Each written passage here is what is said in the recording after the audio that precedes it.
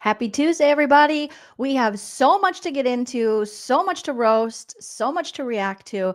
So grab a beverage, easy for me to say. Hopefully, you're wearing something very comfy. Smash that like, and let's get this party started.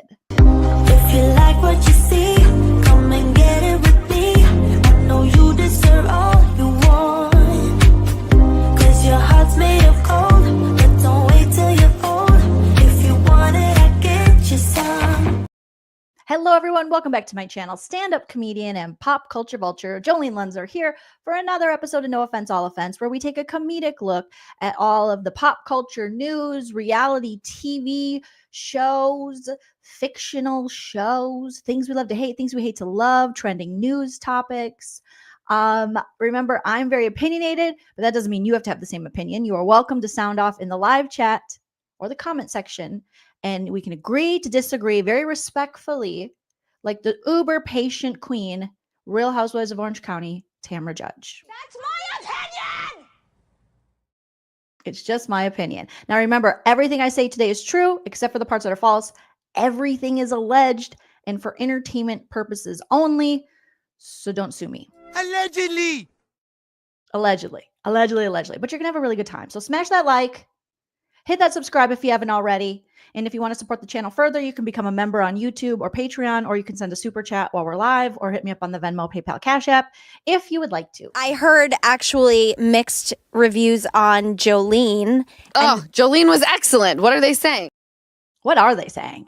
What are they saying? I mean, I am excellent. Thank you very much, Lala. Okay, first things first, we have to talk about tomorrow. Tomorrow.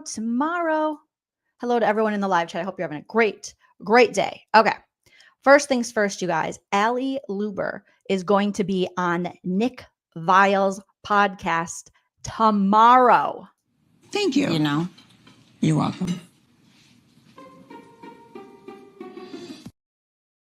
Now, my question is, do we think that Ali is going to be sharing or talking about the situation with James Kennedy, his arrest before their breakup for alleged DV?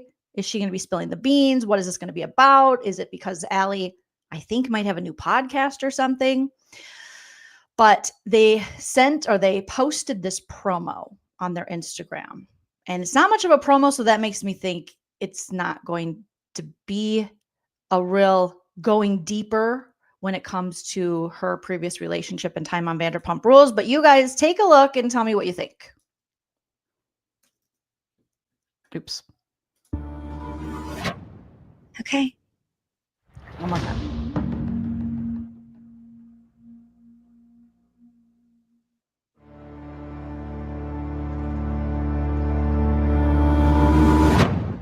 Okay.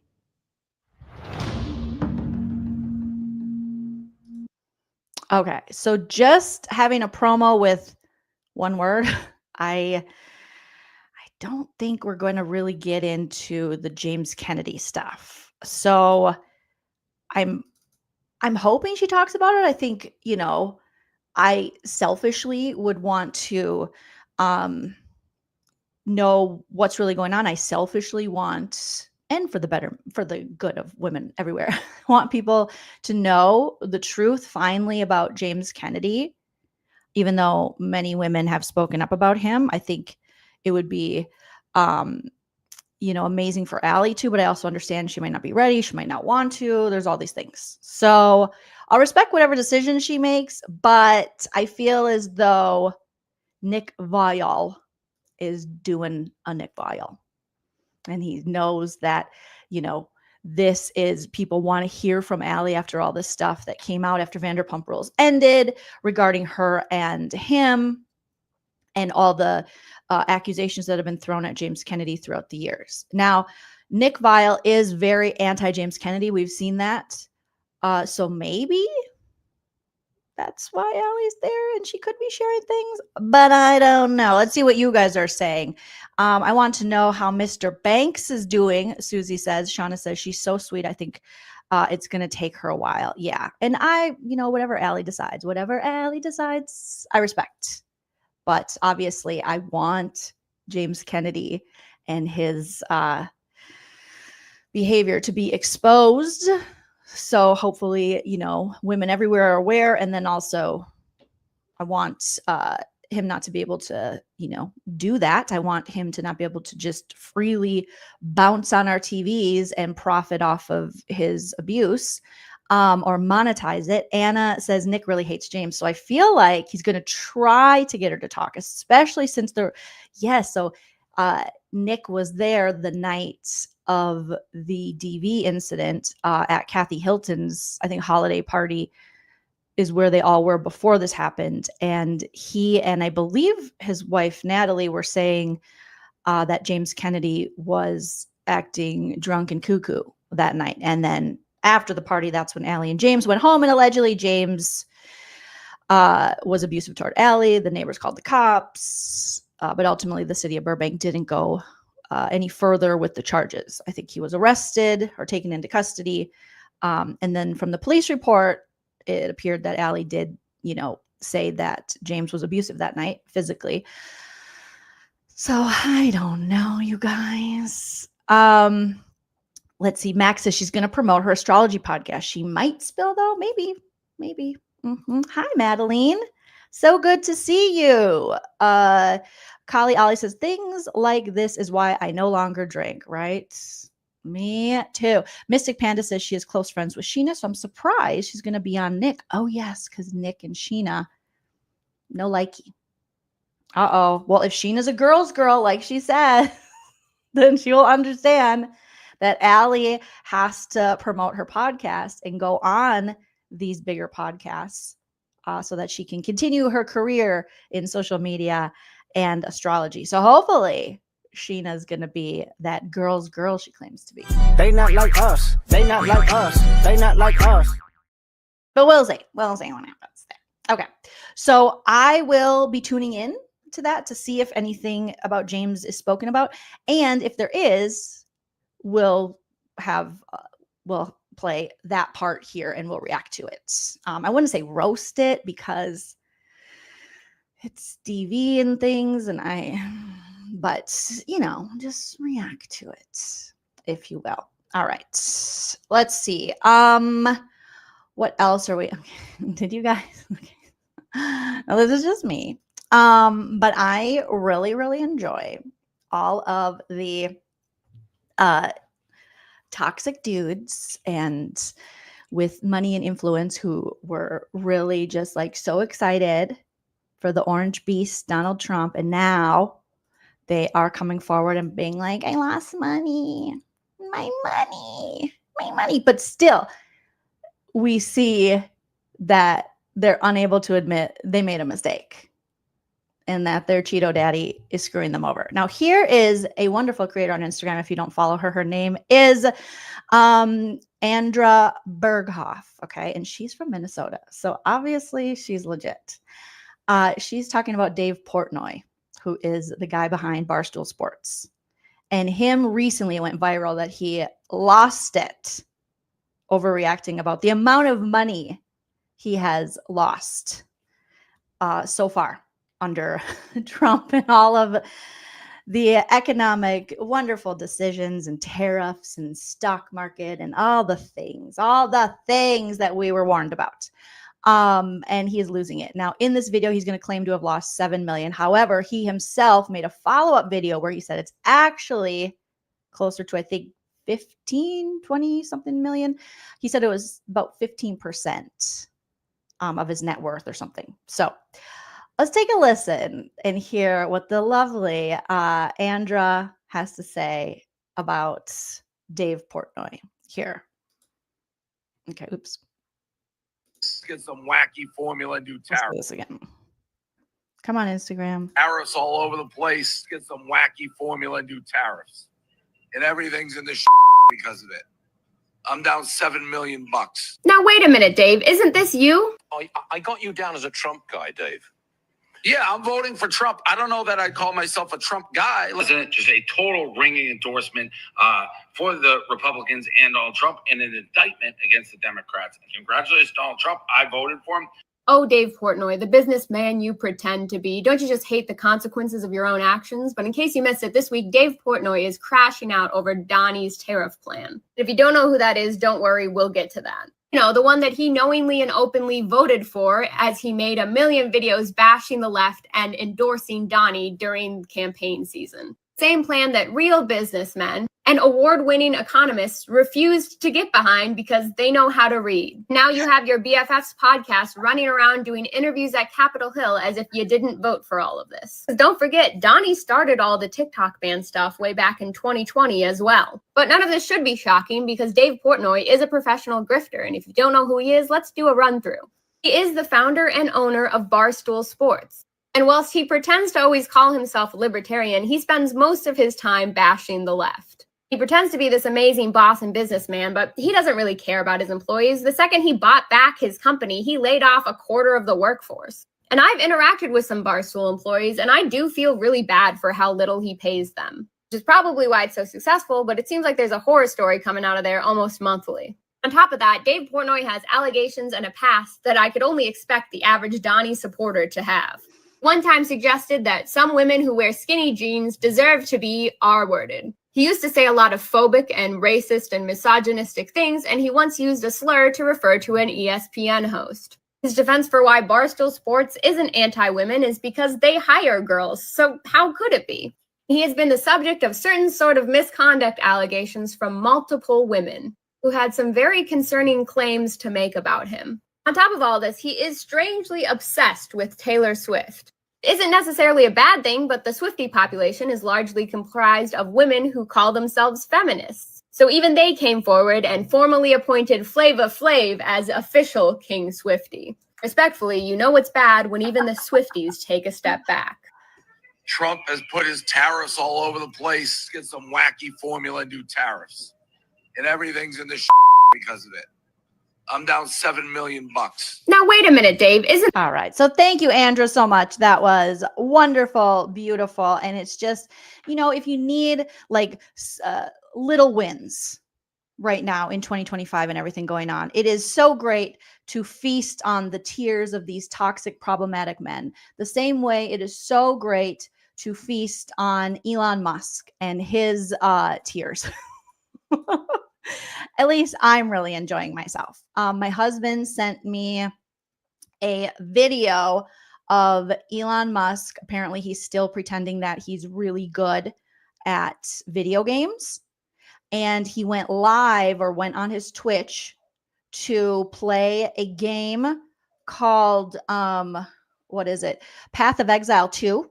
Now, we know Elon Musk has claimed he's such a fragile, fragile man. He has claimed to be just the greatest at everything. He can dish it, but he can't take it. He's a classic bully. And he has already been outed by his daughter, his trans daughter, who he has disowned and said he lost her to the woke left something. I don't know. Some ridiculous thing. And his daughter outed him saying, oh, no, he's not really good at video games. He is actually really bad. And he used to make me and my brother play for him to get him advanced in these levels. So he's claiming to be the best, you know, and with no proof of actually being the best and having all the resources to be the best, but he's not. And it's something so dumb as video games. And I believe Hassan Piker has challenged him to play against him in this game, and he won't take him up on it. So Elon Musk just keeps crashing out, similar to how he is, you know, trying to convince everyone that Tim Walz, Minnesota governor, former candidate for U.S. vice president alongside Kamala Harris, he is just like, can you guys believe that Tim Walz is talking about my Tesla stock and what's going on in my Tesla?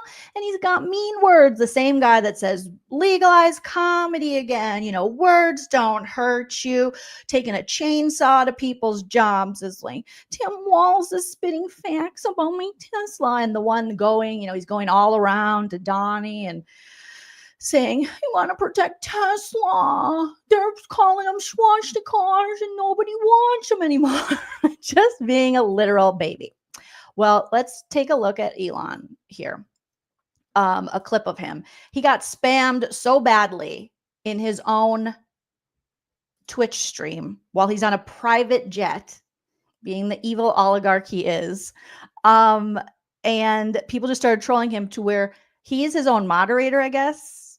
I mean, you would think he could pay someone to moderate his channel for him having all of that money, being the richest man in the world. I think the saddest part, and I know people bring this up all the time, but it just rings so true. The saddest part of being overrun by an oligarchy and these billionaires is how literally pathetic they are. Like, what a titty baby dork Elon Musk is. And this is the guy that, like, he's gonna take it all down. Like, it can't be somebody cooler or something. Okay, so let's watch him get trolled while live streaming. So people are saying, you ruined the country. They're spamming the chat saying, you ruined the country. Like, anyone spamming the chat when you get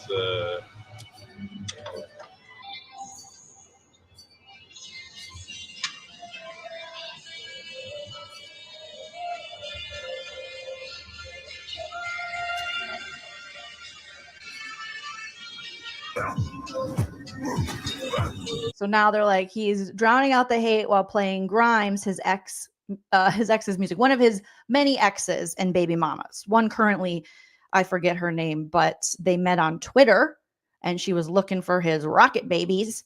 And now, ironically, he owes her money. So it was probably a bad idea for her to seek him out as some kind of payday. And now they're fighting on Twitter because they have a son that apparently Elon isn't taking care of.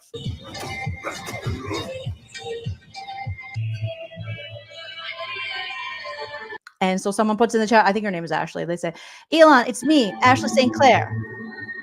I have no other means of contacting you. I have no other means of contacting you. You got to pay your child support. I want you to take care of your baby. Because him and his newest baby mama, I don't even know if it's his newest baby mama, but his Twitter baby mama, regularly go back and forth with each other on Twitter about this situation and him impregnating her and not taking care of the kid. And she's like, I let you name him.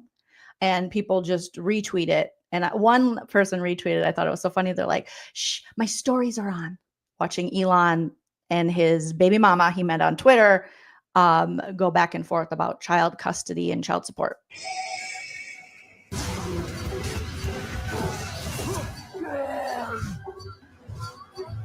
I mean, they are just trolling him in this chat. Oh. And he's just playing on his private jet in the dark, this game. Lost connection. And he's like, oops, lost connection, because he's getting trolled so badly. So now no matter where he goes, he's just reminded by people saying, you're ruining the country, you're a dick. And I think Elon Musk, he got used to people, he thought people liked him. And now that we see behind the curtain, we see what's really going on and just how fragile and pathetic and not a genius he is. And what a titty baby. People are calling him out. And he doesn't like that. You can call everyone else out, but he can't get called out. Evelyn says, I love that all those so-called moral Christians don't care that Elon has 14 kids so far with 4 baby mamas.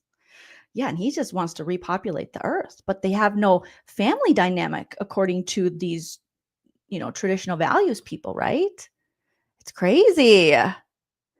Yeah, he lost connection, but he's still streaming. So it's when Hype Man Husband Chell sent that to me, I was like, oh Lord, here we go with these fragile men who are ruining the country. Just being like, I guess you're mad because you can't play your stupid video game. All because Elon Musk is the biggest welfare queen in the history of the United States. He's made more money off of us, the taxpayers, and not paying his taxes. That's why he's a billionaire. He's a corporate welfare queen. But, heaven forbid he pay his fair share So here we are, you guys. Speaking of which, people are fleeing at least questioning. We see some of the bro dudes, some of the manosphere dorks who are very pro or were very pro Trump. We know Joe Rogan at one time, he was mostly backing Bernie. His politics seemed very what you would consider progressive, like a democratic socialist. He believed in universal health care, all these things. And then we saw him take a turn down the MAGA bandwagon. And now it appears that even Joe Rogan is, ABC News is reporting, Joe Rogan, Dave Portnoy, who we talked about earlier, the Trump backers now questioning his tariff policies. Now, Dave Portnoy did come out and say he does not regret voting for Trump because heaven forbid his ego let him admit he made a huge mistake. He's like, oh, no. This is supposed to happen. You got to lose a lot before you can maybe get it back. You have to lose 15% of your net worth. Yes. And lose out on your 401k. He knows what he's doing. I see a lot of these people going, he's playing chess, not checkers. I'm like, he has bankrupted pretty much every business he's had. How many casinos did this dude bankrupt? But yes, he's going to save America. That's awesome. So they're questioning his tariff policy. So as President Trump's tariffs royal global markets, some of the thought leaders and influential podcasters who backed the Republicans' campaign are voicing doubts. Oh no. Barstool Sports owner, like we said, Dave Portnoy, hedge fund manager Bill Ackman, and even Elon Musk are adding their voices to a number of congressional Republicans who have weighed in against the tariffs to take effect on Wednesday. Here's a look at some of what they've said. Welcome to Orange Monday, Portnoy said on his Davy Day Trader financial live stream just before markets opened this week, saying there's no political agenda to his commentary other than to make money. After last week's market plunge, Portnoy said he had lost $7 million in stocks and crypto. A figure he estimated on Monday was likely closer to $20 million or up to 15% of his net worth. And you can find him on Instagram in that video saying that exactly. But Portnoy has said he plans to stick with Trump, whom he has called a smart guy. I think they're smarter than me when it comes to these tariffs. Can you imagine if Kamala was president and this was happening to the economy and to these guys' money and their 401ks and their investments? They would never say, she knows what she's doing, we're going to get it back. They were on her ass already as the vice president, holding her accountable for things and saying, the market had crashed and all. So can you imagine if this was Kamala? The privilege Trump has to literally bankrupt his constituents or take a huge dent in their income, in their retirement. And yet he's still like, no, he's smarter than me. He can't even blend his bronzer. Why would you allow him to be smart? Why would you admit that he's smarter than you? Anywho. So he's like, I'm going to roll with him for a couple days, a couple weeks, see how this pans out. I know how it's going to pan out. Not well, bitch. Not well. Like Dorinda Medley said. So founded by Portnoy in 2003 as a free sports and gambling newspaper, Barstool has grown into a digital platform covering sports, lifestyle, and entertainment with hundreds of millions of followers.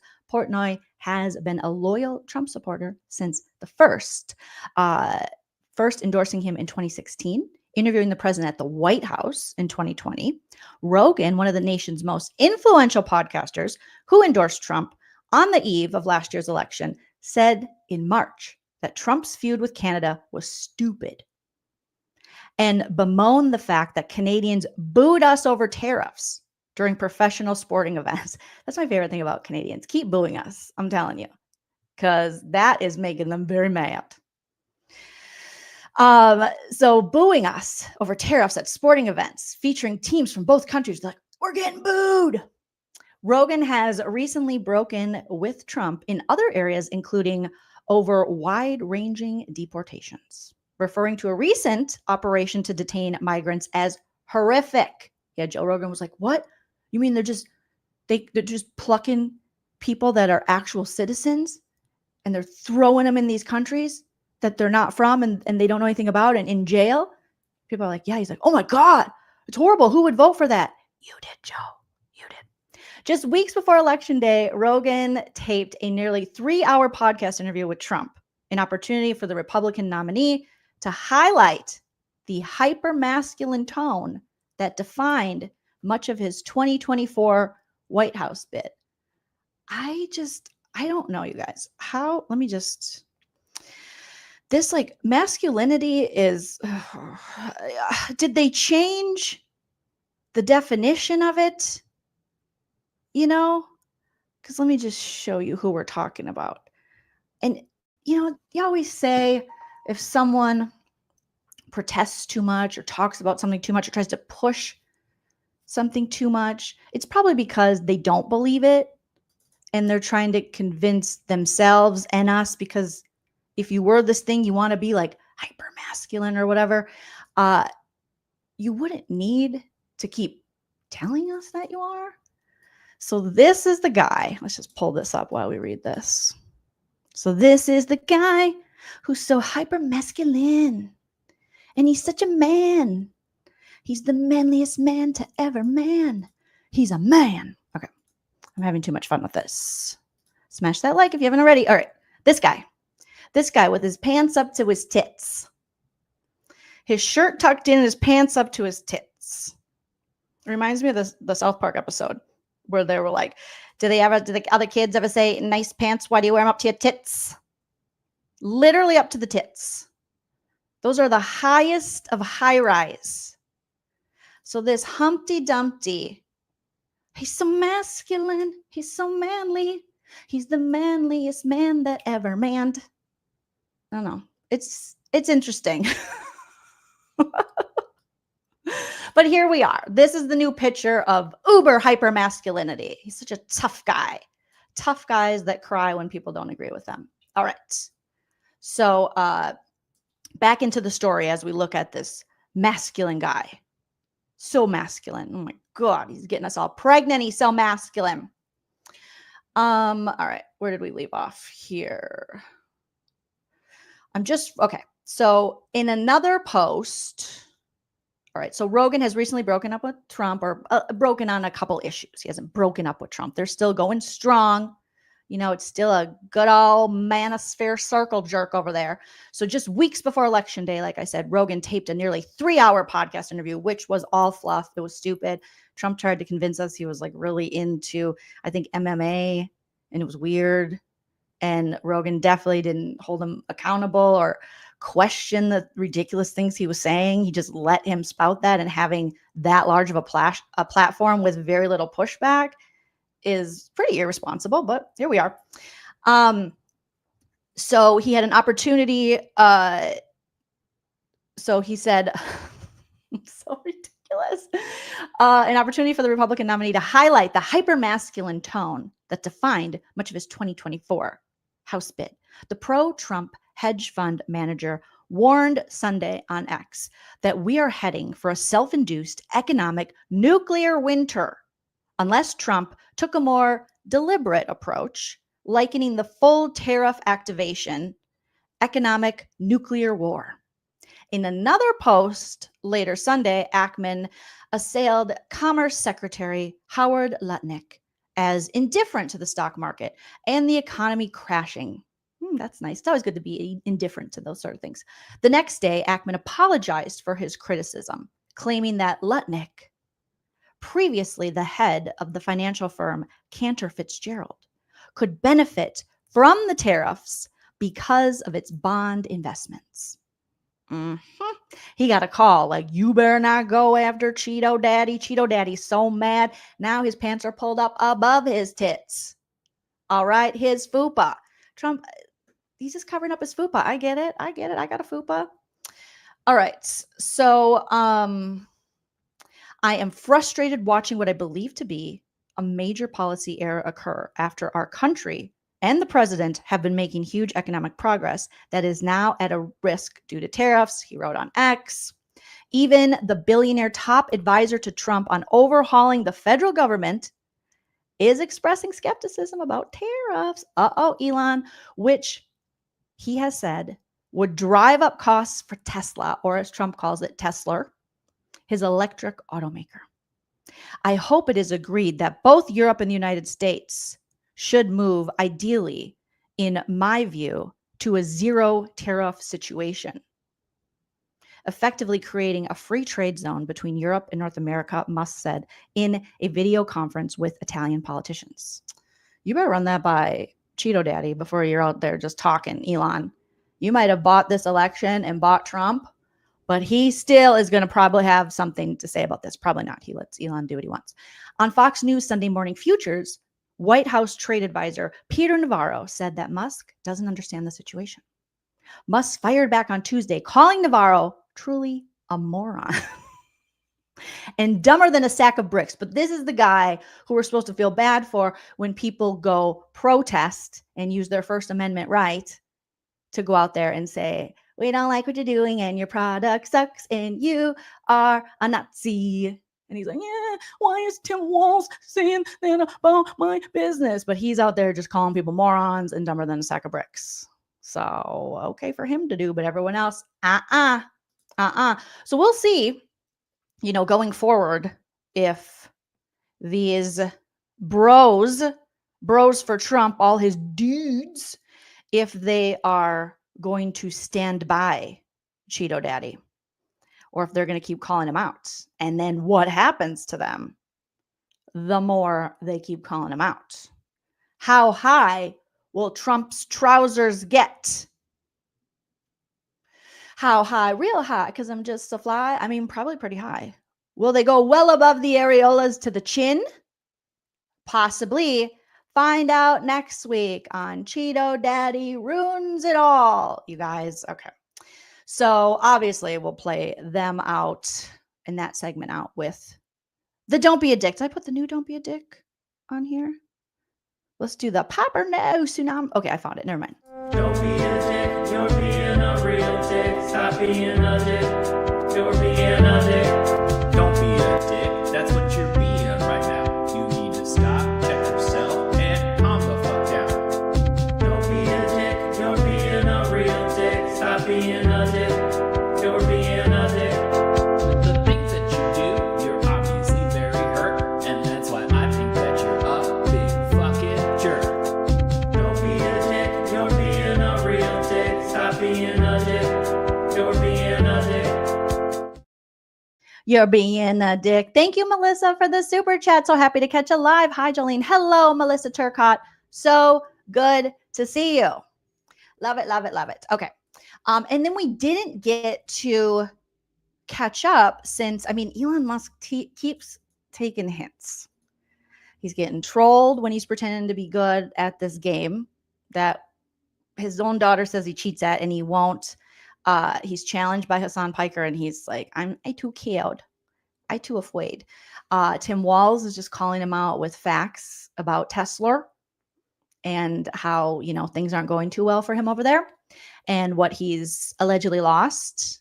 And now he tried to, we did a live about this. He tried to buy the Wisconsin Supreme Court election.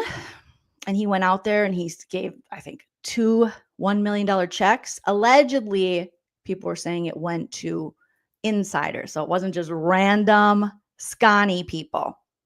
It was people that were affiliated with him, which could explain why they got $1 million checks and they were just like, thanks. Wow. And it's like, if someone was just giving you $1 million, you would have a bigger reaction. But according to people, it was a setup. And, that makes sense for Elon. And so in addition to all of that, like I said, he lost the race and the wonderful Susan Crawford won. And this was, 6 days ago now. But when I got the news of this, I think I was out running errands or shopping. And I was just like, like I said, I'll take these little wins and hopefully they add up to really big wins. So I love to see Elon losing. It just tickles my heart. Tickles my little heart, you guys. And then Susan went on to give a speech. This little Chippewa Falls lady grew up in Wisconsin, went up against an oligarch, and she kicked his ass, you guys. And here's what our lovely Susan had to say about that. Let's take a listen. All right. Let me share it here. You guys give me a thumbs up as soon as you can hear the audio for Susan Crawford as she speaks after defeating Trump and Musk backed candidate Brad Schimmel in Wisconsin. Shout out to all my Wisconsin people. You guys are awesome. I love myself a Scotty. Yes. From one Minnesotan to all the Wisconsinites. Thank you so much. All right. Let me, I think it's over here. Here we go. Let me know if you guys can hear this as soon as I share it. It's kind of small. Maybe let me know if you can hear it as I play it like this with it behind me. I've got to tell you, as a little girl. Can you guys hear that? Because I'm sharing it, but I'm just not sharing the image because it's so small. Put a thumbs up if you can hear it. Yes, go Wisconsin. Oh, good. Okay, so let's listen to the wonderful Susan Crawford take a victory lap on Trump and Musk and the oligarchy. Get it, Susan. I've got to tell you, as a little girl growing up in Chippewa Falls, I never could have imagined that I'd be taking on the richest man in the world. Hell yeah, Susan.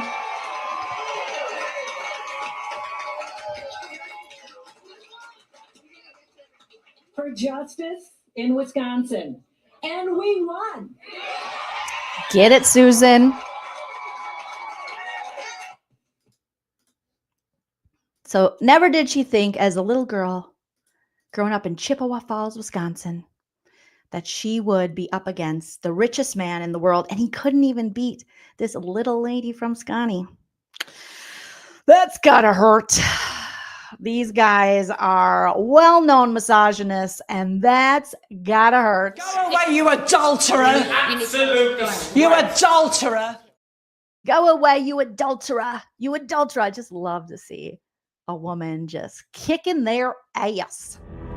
In every generation, there is a chosen one. She alone will stand against the vampires, the demons, and the forces of darkness. She is the Slayer. She is the Slayer. Guys, shout out to Susan. Shout out to Wisconsin. I was like, I haven't talked to you guys about this yet. And we were really hoping for a Susan victory.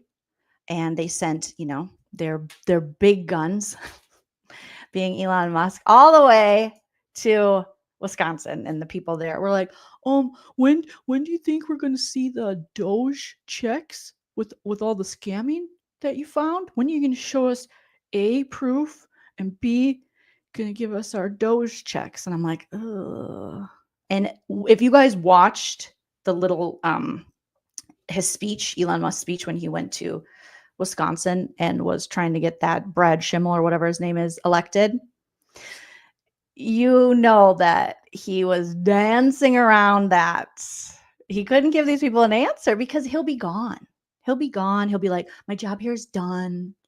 I'm moving on, because there's been, rumors that he's leaving Doge. I don't know if he's confirmed it or not, but he'll be gone. And you're never going to see any of this money. But it was just like awkward as people were, they were sincere, asking like, so when do you think we're going to see some money for the for all the stuff you found?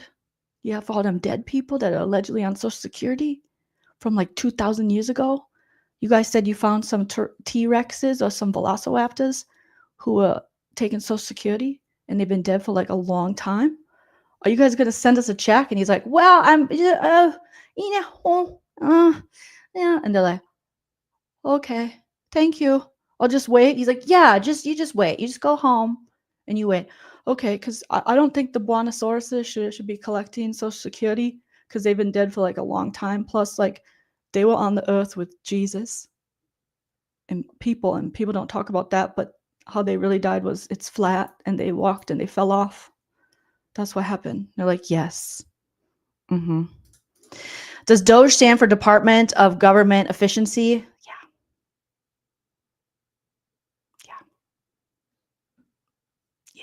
Which isn't it ironic?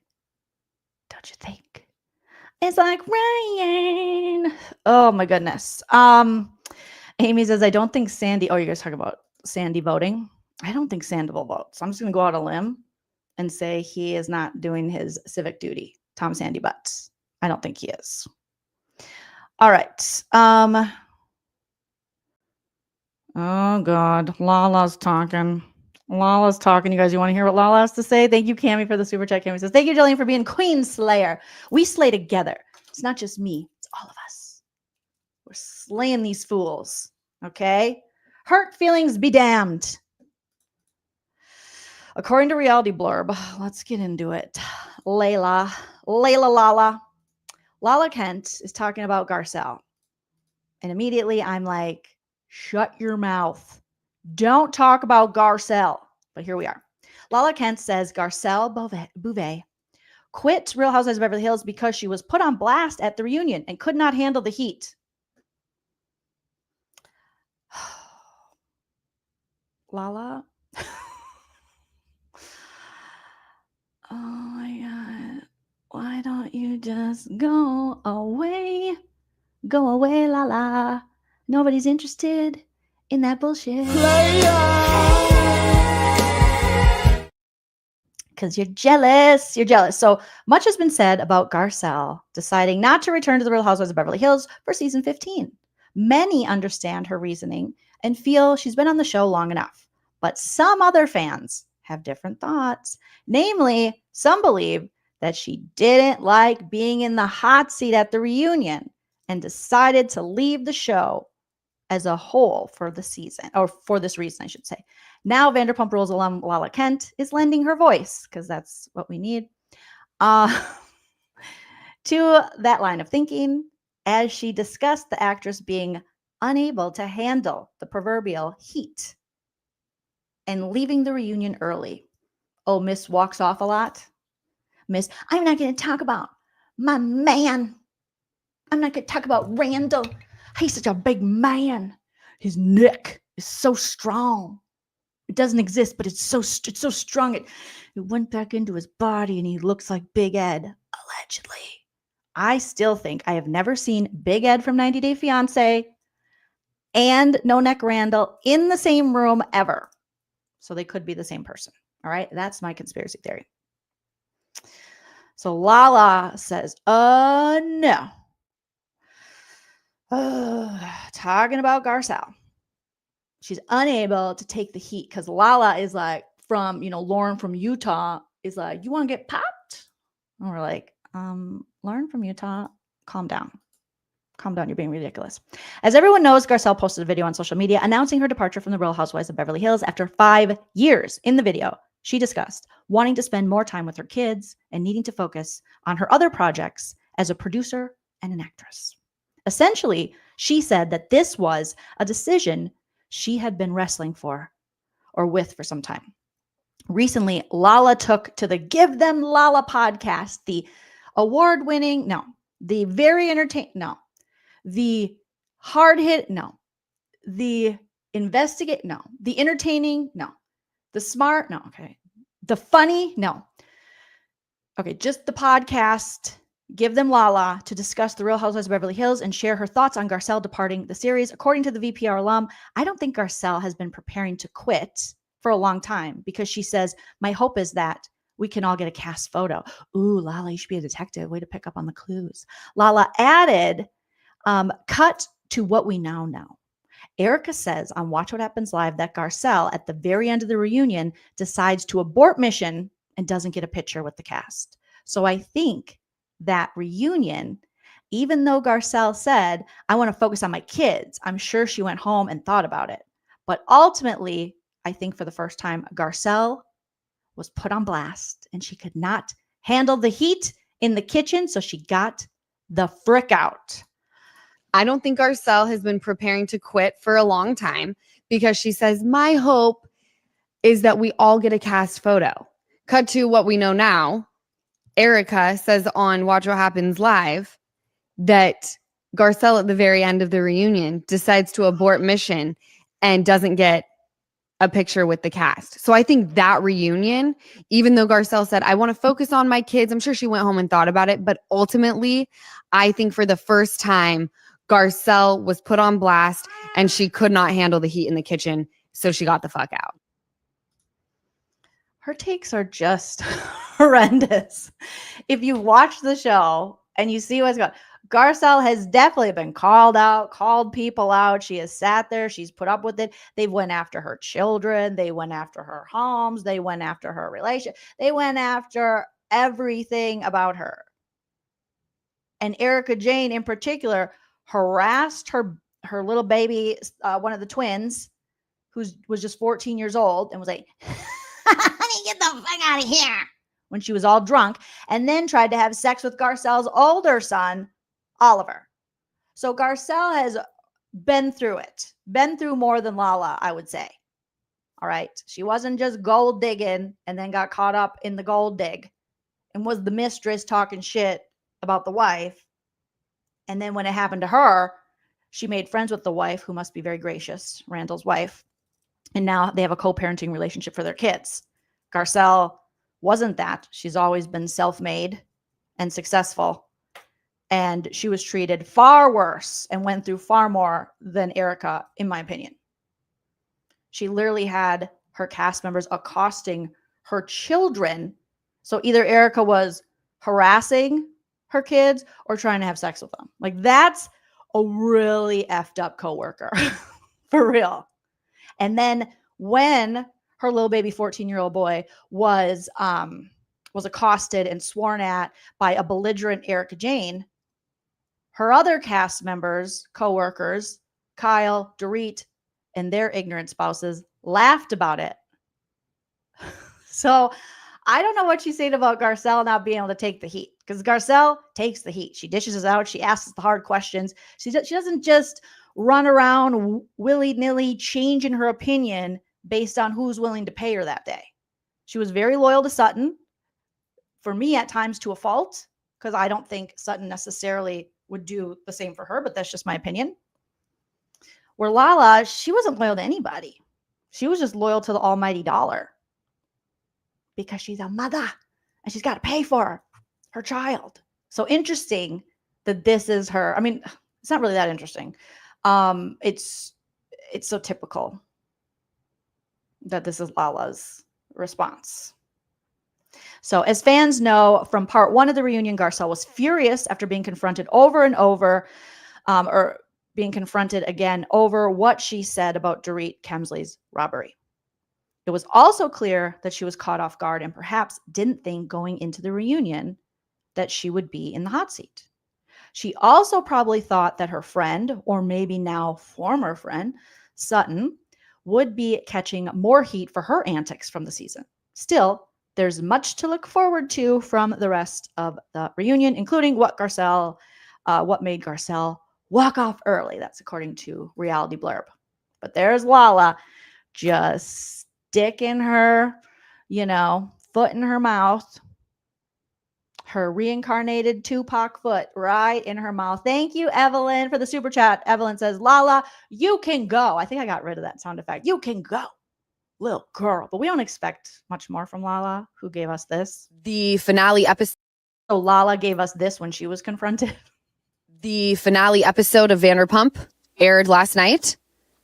Did anyone watch it? Did they show my purge? I was unaware. I was supposed to be watching Vanderpump. Don't worry, I didn't watch either. Okay, okay. We will be watching, though, because, yes. That's why I just asked, do I have to watch this?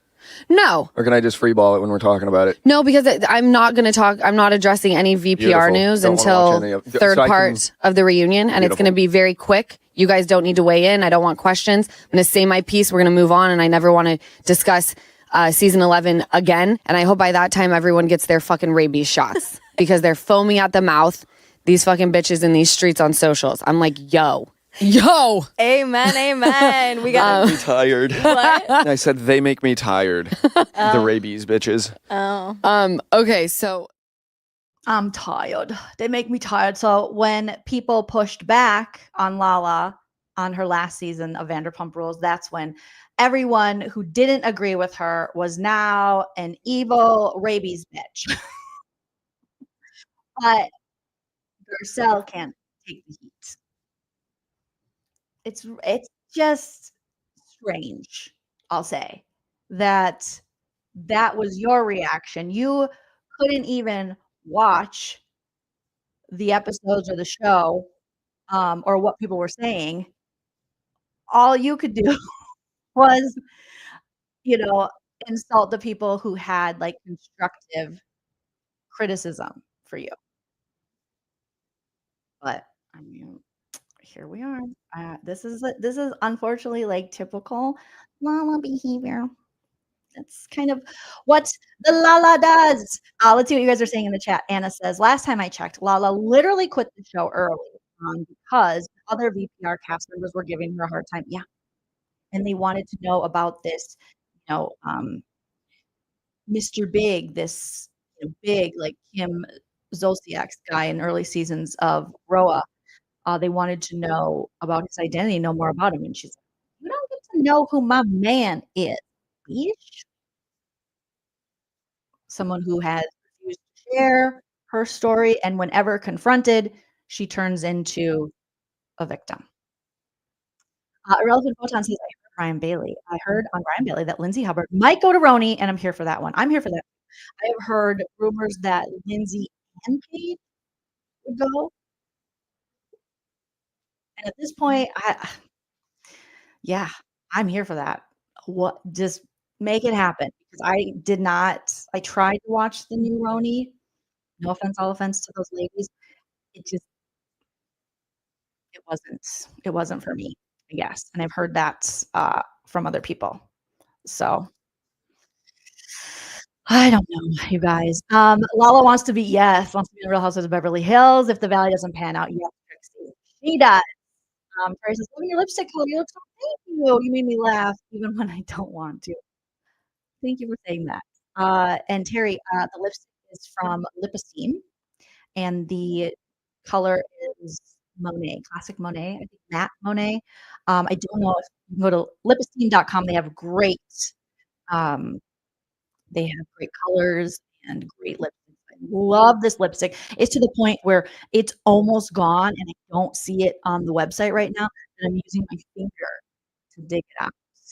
I just love it because it stays on your lips. I put gloss over it, as you can see, and it's just so great. Yes, Bonnie says, "Tupac from Utah can't handle the heat." Inez, "I love how you stick up for people of color, Joleen." Thank you, Inez. That's very nice of you to say. Let's see. Terry says, "Not Tupac." Well, she said she was the reincarnation of, right? Those were her words, and I was like, "Oh, okay." Yeah. Wow. You're like just this, like, mediocre lady from Utah, and you're Tupac. Okay. Okay. Whatever. Did you listen to Aaron and Creepy Abe on Nick Vile's show? No, because I don't watch Nick Vile unless you have someone on that, I'm really interested in or going to roast or recap. I'm not like a regular listener of the Viles. Let's see. Are you guys stop? Oh no. All right, let's do a quick commercial break. Let me see if I can figure out the sound issue. Smash that like if you haven't already. Start with this one. What the French toast? Did you think I wouldn't find out about your little doo-doo head cootie queen? Who are you calling a cootie queen, you lint? His name is Romeo. And the Montague. My only love sprung from my only hate. My only love sprung from my only hate. Let me know if you guys are still getting sound issues from my mic. I keep rolling over it with my chair. And sometimes when I move my head around too much and I get a little too animated, the mic's like, I don't like you. Or I could just have too many tabs open, which is definitely something that I do. So let me know if you guys are having issues hearing it now. Hopefully it was fixed. Let me see. Oh, you're good. Okay. I used to love that commercial. Silly Goose. You lit liquor. What you talk about, you cootie head doo-doo queen? Irrelevant Photon says, Nick Viall is gross. I banned him from my algorithm. Were you like, not interested? Not interested. Bonnie, talking about that episode, you said, oh, misogyny a go-go. Viall and Aaron. They are making excuses for all the Bravo bros. Oh, okay, maybe we will have to roast and recap that. I'll have to check that out. Thank you, Bonnie, for putting that on my radar. Nick Viall, you continue to show. I see your true colors shining through. Unfortunately, Nick Viall, it's like he has so much smoke for certain people. But then he wants to make excuses. Again, I just don't see how he can go so hard on the Justin Baldoni, Blake Lively, and go so hard at Justin Baldoni. And yet he's taking up for these really, really, really problematic dudes on Bravo and making excuses for them. Michelle says maybe Lala could get a job on Love and Hip Hop. She seems anxious to duke it out with someone. Let's be honest. If Lala, or I shared this on my stories on Instagram, or Erica or Kyle were on any other franchises or on any Real Housewives franchises other than Beverly Hills or other than Vanderpump Rules, they would get eaten up. These women would not tolerate their bullshit. They're tough guys when they're on their particular shows, but they're not real tough guys because we see any pushback with Lala. She's ready to run and hide. HZMT says, I'm late. Did you recap White Lotus? We did yesterday. We had a very long recap of the finale of White Lotus. If you guys missed it, check out yesterday's video. We got very into it. I was that finale, you guys, check that out because it was something. Krista says they would be eaten alive. They'd be eaten alive, alone. They would just be eaten, period. Evelyn says, I'd love to see Lala on Atlantic. Can you imagine the cultural appropriation she would have going in there?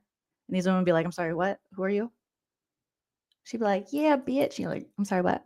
First of all, Lala wouldn't.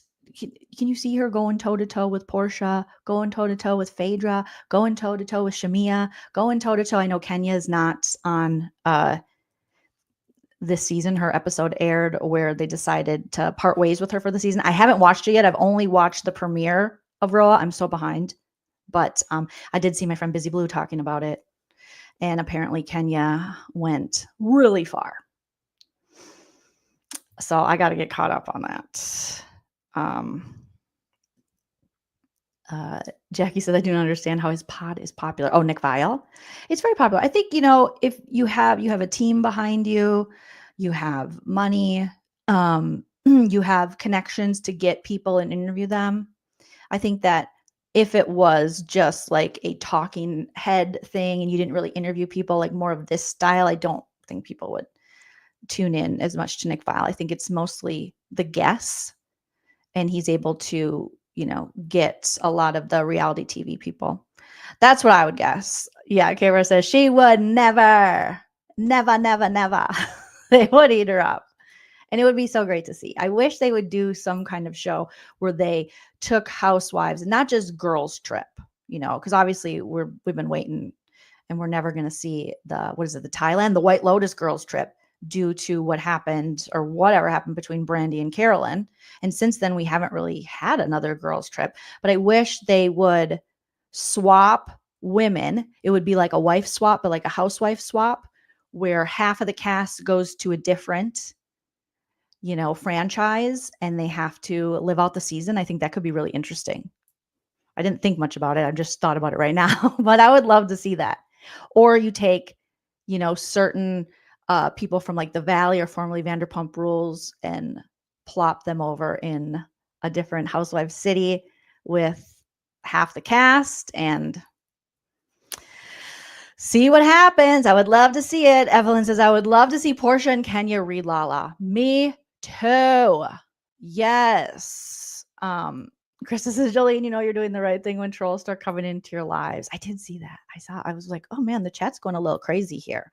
But thank you to my mods and everybody for handling that, because I'm like, whatever. Say what you want. But okay. I know that, I'm not, anytime I talk about or roast any of the White House dorks, people feel very, fondly of them. And it always baffles me because I don't know. I just feel like you can still like him if you want. I mean, I'm not really taking that away from you. It's either like hitting too close to home, or in some of the people I have seen, it's people that will come to my channel and they have previously enjoyed what I do. So you'd rather pick them over your entertainment and enjoyment. It's interesting, but it's not a cult. But it's interesting. Like, you can't speak against that. People speak against stuff I like all the time, but I don't find the need to go in and tell them, you suck, I'm never watching again. Like, oh, okay. All right. But the crazy part is a lot of them come back. So I'll see people who are like, Jolene, they're a fake news and Trump's going to help us and he's the best. And Elon's doing this for free and he's getting nothing for it. And he's not on welfare, you bitch. I'm like, okay. And then a couple weeks later, they're in the chat again, like, hi, Jolene. I'm like, okay. Okay, sounds good. Relevant says, I missed the troll. I will do a rewatch to see the drums. And they might not all be trolls. I mean, I think there have been people who have criticized. People have the right to be like, I don't like this, sure. But when people get like all caps upset, I'm like, all right, it's okay. We're just making fun of them. Did I see Dr. Greg's sing? What's Dr. Greg sing, Care Bears? What is that? No, I didn't see that. That's what I've heard people say, that Nick Vile's friends with Ryan Reynolds, or that he allegedly had Mint Mobile once upon a time as his sponsor, or maybe still. I don't know. But it is interesting. Silly Goose says, not a cult. Pass the Kool-Aid. Aid, please. Here comes the spaceship, and let's go get Leah Remini. Let's get her. We gotta get her. Dr. Greg is a terrible man. I don't watch Married to Medicine. I know. I hear Married to Medicine is so good, but I don't watch it. Care Bear, right? Don't announce your departure. Just go. It's okay. Come back on a stream maybe where it's not being discussed. Yeah, I don't know. You become some people's guilty. That's part of the game. That's part of the game. I mean, I've definitely been guilty of watching people I didn't necessarily enjoy. That's just part of it. That's okay. I'm sorry that I said that your main squeeze Cheeto Daddy wears his pants up to his tits. But he does. And he's a rapist. Okay. You guys are so cute. And you shouldn't feel guilty. Don't feel guilty. All right. You guys, guess what I'm going to do later today? If you didn't see, I made my stream. We're going to roast Proctor and Proctor, Michael Proctor, the lead investigator, Karen Read. We're going to roast some of his, we'll see how much we get through. It's pretty long. His cross-examination from the first trial. We know the Karen Read retrial is currently happening. They're still in the jury selection phase. And, there's been different decisions made. I was disheartened to see that, that the judge ruled against, I believe, Colin Albert's, I don't think he'll be testifying. Colin Albert in retrial. I was watching one of the lawyer channels. I love those damn lawyer channels. And it wasn't Emily D. Baker, who I love. But yes, so there was a ruling that happened late at the end of March where Karen Read's defense cannot argue Colin Albert could have killed John O'Keefe. The judge in Karen Read's murder trial has ruled that her attorneys cannot argue that Colin Albert, the son of Brian Albert, could have been one of the men responsible for John O'Keefe's death as part of their third-party culprit defense. So they have this third-party culprit defense saying that Karen Read, she's been set up, and that there's other people who have reason or would have allegedly had reason to take out John O'Keefe, and then being Brian Albert, the dad. Oh, I got a pop up here as one of them, Colin Albert, and then also Brian Higgins, who we know was having a 2-week text exchange with Karen Read. So in the first trial, we saw Colin Albert testify, and it was a mess, you guys. I went back in and watched because I've been catching up because I didn't watch the first trial as it was happening. You guys were like, you got to watch this trial. And I just didn't, because I really thought it was, when I heard Karen Read, I'm like, oh, it's probably one of those moms like that lady that's on trial right now for killing her kids. I'm like, I can't, I don't want to watch that. I hate that chick. But then I saw a 2020 of it, and I was like, this is the case that the lean team was telling me that I should watch. And then I just started getting like ADHD, hyper focused, fixated on the Karen Read case and watching all the old cross-examinations and watching the lawyer channels and such.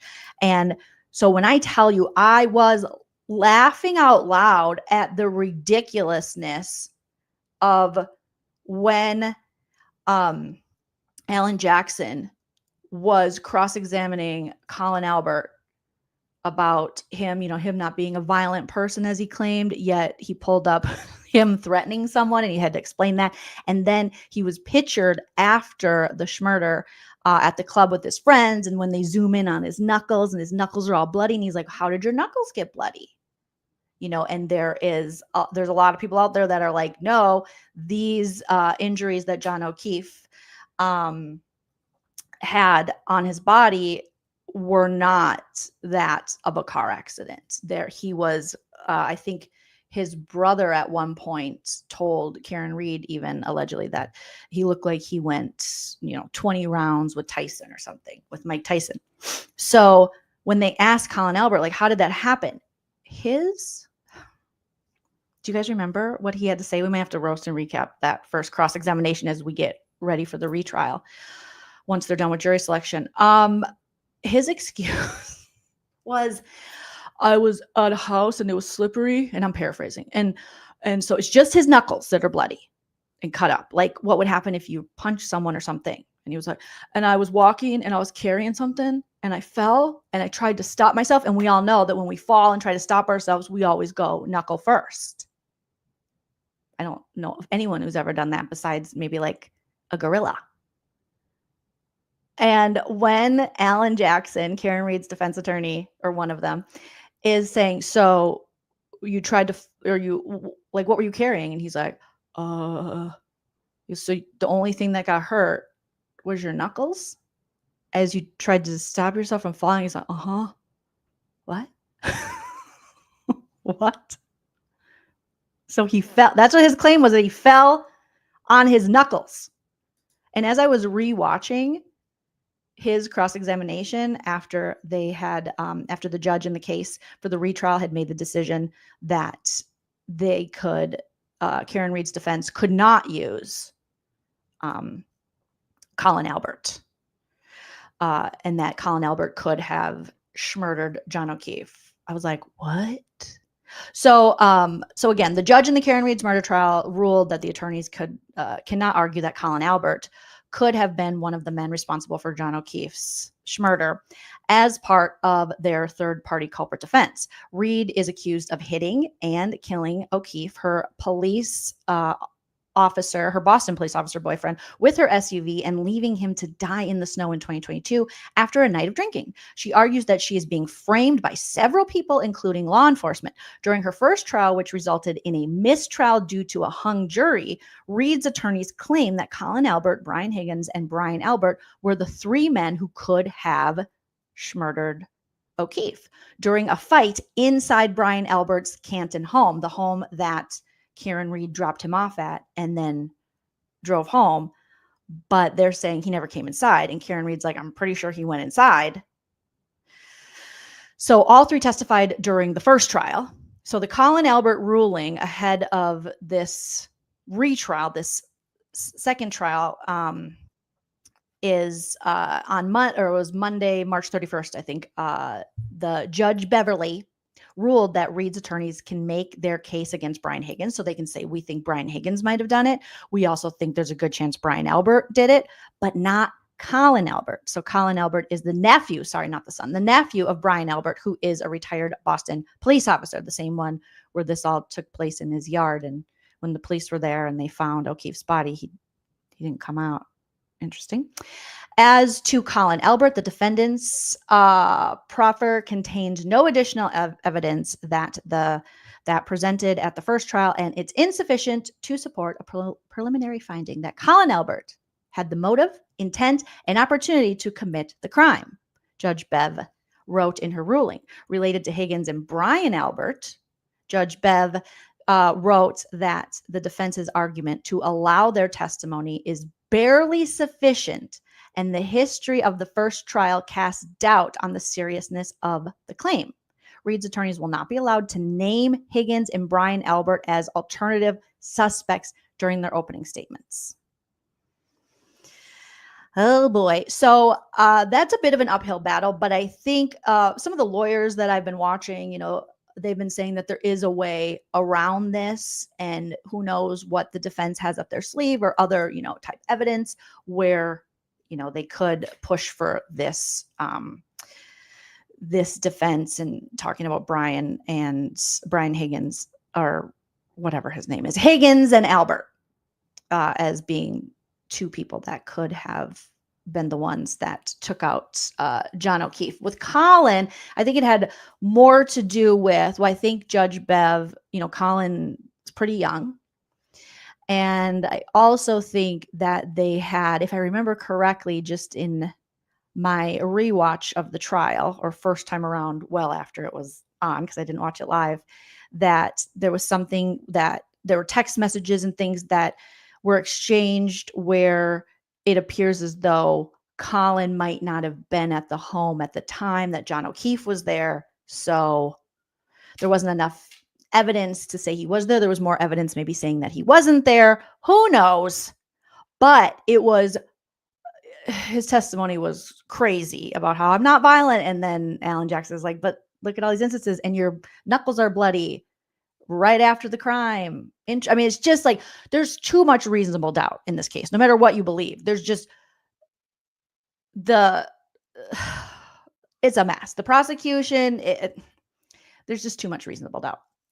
And then to find out that Colin, according to Karen, had, and maybe others, had some beef with O'Keefe. I'm like, what would this young kid have beef with John O'Keefe? To the point where maybe he threw beer cans on his lawn or something. I was like, oh my gosh. Max says, Auntie Bev is on it. Max says, this case is just a setup. There's so much that is going to come out. I am very much anxious about this upcoming case to see, what happens. And they have many more expert witnesses and many more witnesses and stuff. Krista says, aren't they directly related to this case? This is not. Okay. They can't question the person involved. That's crazy, right? Wanda Lee says the whole justice system did dirty to Karen in this case. From the get-go, they messed the investigations. Yep. And defamed and,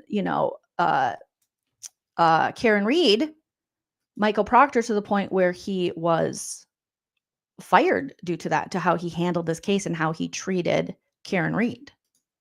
And so later today, in about less than an hour, I'm going to be going live and we're going to be roasting up some of the Michael Proctor lead investigator cross-examination, because what came out in the text, that was just crazy. Wanda says, I just hope they won't pin Karen down for this just because they need a culprit. Well, that's what it looked like from the text messages that the lead investigator, Michael Proctor, was sending out, saying that, the higher ups, they wanted to find the person or have someone in custody and have charges very quickly. They wanted to wrap this up because it was a Boston police officer, and the defense has made the case in the first trial, and I imagine will make the case again, that this is a very corrupt system. And it's kind of like the blue protecting the blue. And with all of the botched investigation, there's just it's to, they're saying she didn't get, this wasn't a professionally done investigation. And there are a lot of things that look like it could be a setup. Susan says Colin's dad is a town board member. They're in charge of the police department. I mean, it's just too many of these little pieces of how they're all connected, where there's conflicts of interest and where you're like, what? Now, is Judge Bev, is she related to anybody?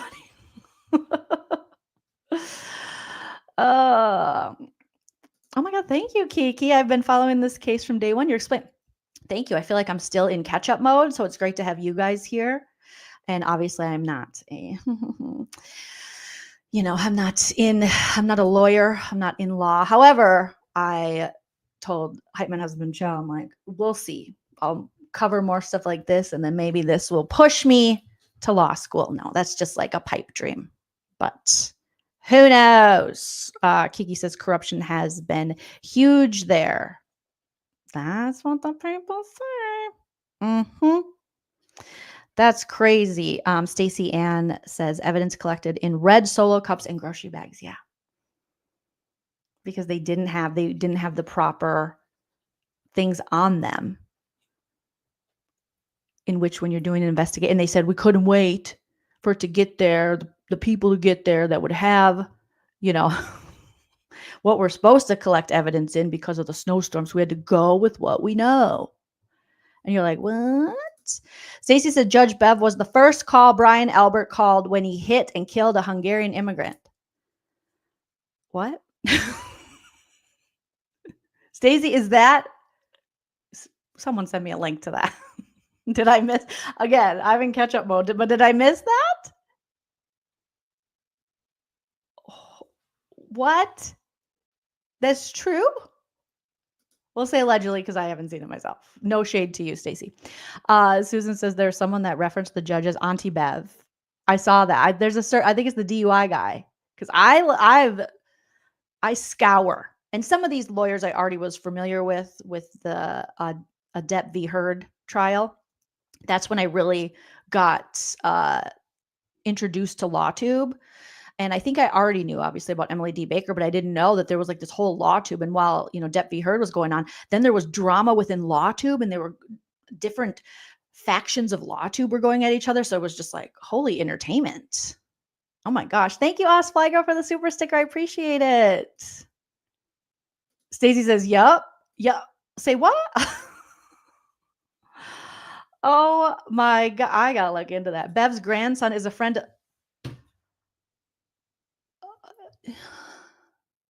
I got to do more research on Mama Bev, on Auntie Bev, Judge Beverly. How is that not a conflict of interest? That's crazy. I got to look into that.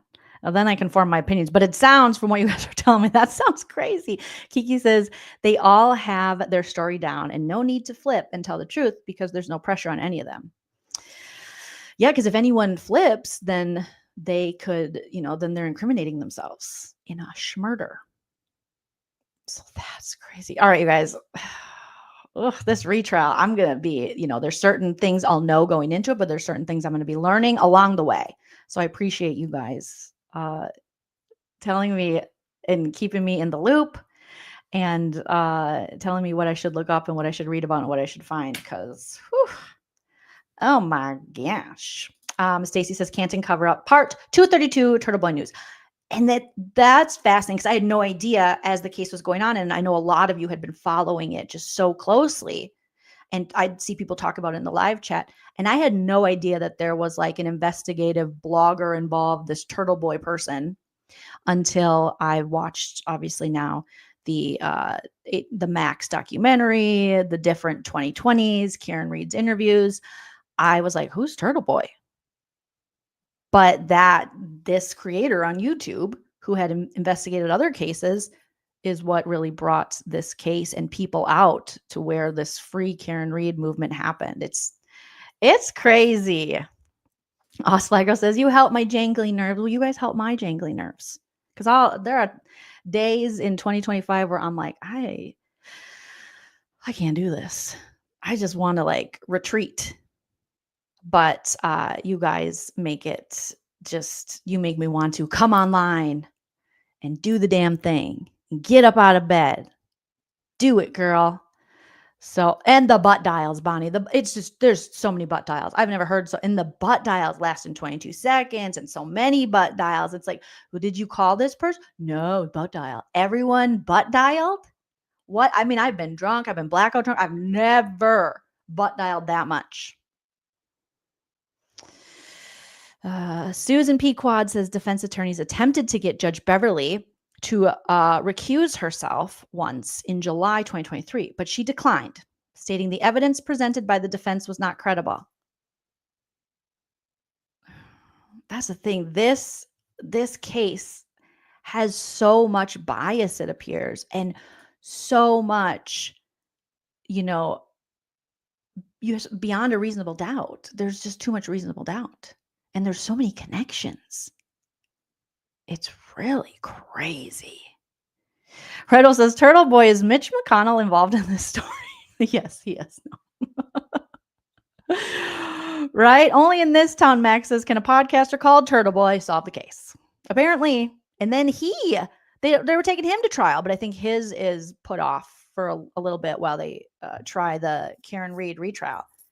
But he got, what was he? It was trying to something the jury. I forget the legal term. My brain is a little soupy right now. But yeah. Thank you, Stacy. Thank you for the information. I appreciate it very much. Thank you, Natalie. You guys are amazing. All right. I'm going to go eat a little bit of lunch, take the doogies out, and then I'll be back at 3:45. So in about 45 minutes, you guys, Pacific time, 3:45, I should say. And we are going to roast some Michael Proctor cross-examination. So smash that like on your way out. Shout out to all my super chatters today. Thank you, Melissa, Cami, Evelyn, and Oz. Fly Girl, I appreciate you guys so very much. Everyone in the live chat, make sure you leave a comment after the video posts. And I'll be back very soon. So remember to enjoy yourself until I see you again, because it's later than you think. Bye.